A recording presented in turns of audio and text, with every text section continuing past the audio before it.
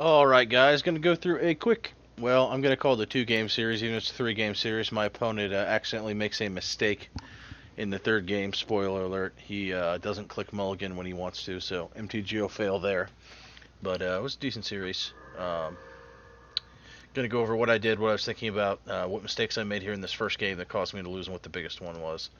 I kind of want to hide the chat because I think I even mentioned it, but just don't look at the chat if you. Oh, I guess it goes. It doesn't jump right ahead. Um, so I'm playing against kozliek Butcher of Truth, which traditionally is a super ramp deck, and it's kind of a mud deck. Typically, their deck is just a massive pile of mana, and they try to quickly get to 10 to cast their kozliek. Um, Trying to guess at what his hand would be right now, maybe 2 or 3 lands, at least 2 mana rocks, and maybe if he's lucky, a lock piece, but potentially just straight ramp, maybe one giant Tron type bomb. So this hand is perfectly keepable here. We've got to gamble. What I'm thinking here is I can probably just go for maybe a Vandal Blast and just blow him out. He leads with Mana Crypt, which is absolutely horrible though, and he ramps a ton on his first turn. So honestly, this is the most important turn of the game. I have to decide whether I gamble for the Vandal Blast to try to blow him out with that, or I have to decide if I want to race him. He's playing first, and that is a fast opener, so I'm not necessarily sure I want to try to race him. If he's got a really good follow-up, this it could be very difficult to stop him. Um, but in the same vein, I have a Yawgmoth's Will and a Dark Petition. I'm going to get the gamble to push through at least the first card on Dark Petition, potentially a second card depending on what I discard. But I could also lose the Dark Petition or the Will. And because of that, I'm going to take the safer line, which is Vandal Blast. Uh, so I go ahead and get the Vandal Blast, lose the Swan Song. Swan Song is probably the best. Swan Song and Mind Desire are the 2 best discards that Gamble had there, so that was pretty fortunate. Um, so he's going to go ahead and just continue to ramp. Swings for 1, in fact, it completely and totally irrelevant, but no big bomb card yet. We have the Signet here. I can choose to kill his Mana Crypt. Now here's the second big decision. Do I kill his Mana Crypt here now, prevent his bomb, and try to lock his hand down? His hand only has 2 cards in it. Or do I play the Dimir Signet and go for the blowout play? The Dimir Signet is by far the riskier play. We're still a couple turns away from being able to zap him with the Vandal Blast. We can't even do it on our next turn. We'd have to wait at least one more additional turn, assuming we don't top deck a Ritual or something like that. So the safer play here is to Vandal Blast this Mana Crypt. However, I make a poor decision and decide I'm not going to do that. Instead, I play the Dimir Signet, and I think this is the decision that ends up costing me the game here. I think the Vandal Blast was a solid tutor against this style of deck. Another potential grab would have been Dack Fayden to grab his Mana Crypt or something, and it ends up not paying off as he gets his Ugin down. And as you can see, what I did is I counted up his mana, and I saw that I could probably get a Vandal Blast off on time just finding one more mana source in my next 2 top decks, prevent kozliek, and if his hand was drawing dead for bombs, we could have beat him. But unfortunately, with that Ugin, we're pretty much boned because our backup plan of Slam Jaleva on this turn while we're waiting is now completely turned offline due to the fact he can just kill her with his Lightning Bolt ability. She has 3 toughness. And secondly, I'm pretty much forced to now use this Vandal Blast now as a non-blowout play because that Ugin's minus ability is going to go off and just probably kill us. It only takes 2 charges, and then he can minus it and just blow us out. So I want to prevent him from kozliking, etc. However, yet again, that was a poor decision. And can you tell me why? Sit here and think for maybe 1 second. The reason it's a poor decision is because if he doesn't slam kozliek on that turn, I at least get to kill all of his artifact mana on this turn that's coming up here. The odds of me being able to just kill him is low. You see I draw a probe here, but obviously I can't kill him with Dark Petition and a Doomsday. Reason being, we've already got Yawgmoth's Will in our hand, we've already got probe in our hand. We can't really gush into anything that's going to net us mana to be able to cast the Mind's Desire. The Yawg Will, we can't put back down with a Brainstorm, we don't have any extra mana. So this would have been a perfect turn to just Vandal Blast all his shit away. Instead, what we're going to do is just Slam Jaleva, and make him force between killing Jaleva and minusing his Ugin. And we actually kind of want him to kill the Jaleva since we've got some decent ways of killing him on our next turn.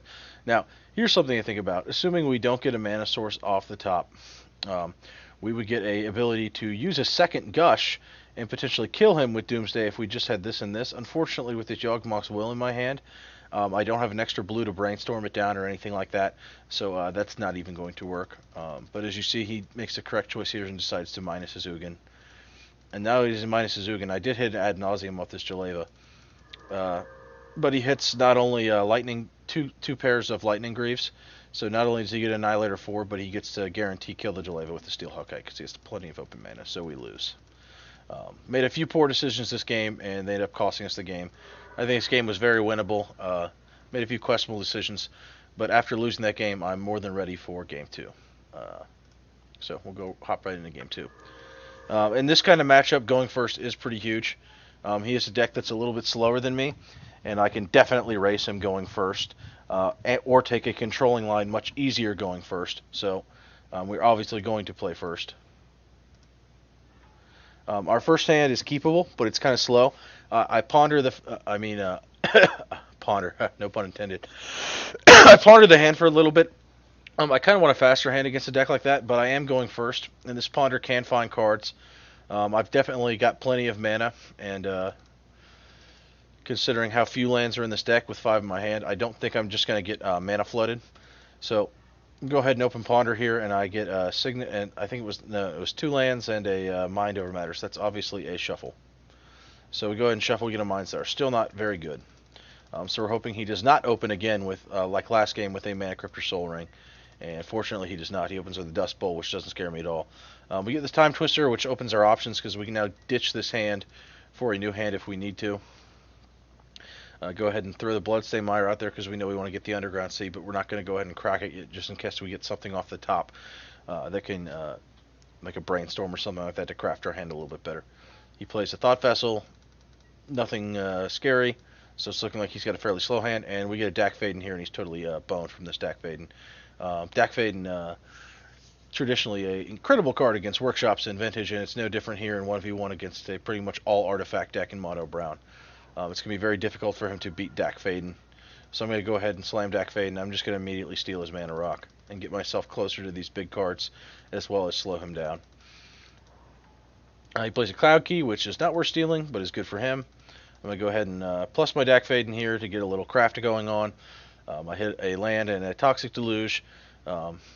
Toxic Deluge is obviously good here with all the lands we have. We're going to go ahead and discard the City of Brass, which hurts us, and the Blood Crypt, which we've already got our red splash, and we've already got a second black source here in our Verdant Catacombs, so there's no reason to keep that, just in case we take a High Tide line or something like that. Go ahead and slam Jaleva. We hit Doomsday on Jaleva, so Doomsday for free plus Dack Fayden's +2 for free, draw 2 cards is a onboard kill. He literally now has to answer Jaleva or Dack Fayden, or he instantly loses. He gets a Phyrexian Revoker, so he does answer Dack Fayden. Unfortunately, I already have this Toxic Deluge in my hand, and I could win with no mana with Dack Fayden plus a free Doomsday. But I get a Cyclonic Rift as well, so I'm going to go ahead. I'm surprised he doesn't use this Homeward Path to steal back this card here, but it's actually irrelevant. So I'm going to go ahead and just Cyclonic Rift his Phyrexian Revoker, and then we can just go into Doomsday and kill him. But he instantly recognizes without Revoker he's lost the game, so he goes ahead and scoops it up. And the third game, which unfortunately he has a bad mulligan here. I see this hand, and this hand is pretty darn good on the draw, I think. I can bin a card to Chrome Mox and get Mana Drain up after my first turn, and stop him from doing anything brutal, any kind of Lodestone Golem play, something like that, assuming he's doesn't get like Workshop Soul Ring Lodestone Golem or something like that. But we've got Ponder to Craft. Chain of Vapor is actually pretty good against the hate cards he could be playing. I'm okay with binning Labman and turning Doomsday offline with this kind of control. But it'll depend on what I top deck for what I decide to Chrome Mox, and apparently what he does in his first turn. However, his first turn is Pass, and I am thoroughly confused because he played the first couple games so well, and I think I even said that I'm very confused by his play. I'm wondering if he has some kind of crazy Soul Ring, Mana Vault, yada yada hand. So I want to get this mana drain up right away. I'm going to go ahead and bin the lab man because he didn't play a land. So I'm not really worried about keeping that fast line open. And then he says, I missed a Margan, which I'm going to assume means Mulligan. I'm no, as you know, I'm a, well, you might not know, but I typo all the time. So that's quite unfortunate. So this game's pretty much just a blowout. He has no real chance. Pretty much as he told me he needed a Mulligan. I can go ahead and ponder out and keep that mana drain up. Go ahead and find a Dack Fayden as well as there's another land underneath. So he's pretty fucked. I've got a Dack Fayden that's coming down before he gets anything. He does find a land, but he doesn't have a one rock. He has an expedition map. So we're just going to slam Dack Fayden, and that's pretty much the nail in his coffin. And we use his plus ability here. There's no reason to steal his map. Dump the Chain of Vapor and the Tendrils because we've got a Vandal Blast, a Cyclonic Rift, a Wheel of Fortune, and a Mana Drain. He is just totally fucked. And he goes ahead and scoops it up due to bad mulligan. So that was a pretty unfortunate as far as how that game ended up in the end. But really, I think the big thing I wanted to show you here was the first game, and that how I made a few slight errors. And I know this is 1v1, not multiplayer, so it's a little bit different. But just a few poor decisions can easily toss a game. But other than that, Dack Fayden has performed incredibly well, to no surprise, against the all-artifact deck. And he is the most recent addition to my deck, and I don't even know if I consider him one of the weakest cards. He's definitely core in my deck now. I've been playing him for a long time. I foiled him in paper. He is absolutely excellent. His ability to open Doomsday piles is excellent. His ability to steal opening Soul Rings, Mana Crypts, and stuff like that in multiplayer. Gilded Lotus, another commonly played card. Steal those artifact cards is incredibly, incredibly powerful. Not to mention the fact that if you notice, if you've watched a bunch of my games, you'll often have cards in your hand at the beginning of the game that you do not need. And his filter effect is very, very powerful. And he comes down quick enough that unless you're in a creature-heavy meta, he will typically get one or two activations fairly easily, if not more. And just being able to dump cards you don't need early in the game, like say your win conditions, your tendrils, or if you're really lucky, something like a Past in Flames that you don't mind dumping, to get to the cards you really need early in the game, really smooths your draws out and sets you up for a great late game. And he's just been an excellent card overall. Not as great of a hit later in the game, but even then he still has the word draw on him. Like I said, obviously good with Doomsday, obviously good with top of deck tutors, things like that. So he's been absolutely excellent for me as of this far. Hope you guys enjoyed this short little commentary, and until next time, Moxnick signing out.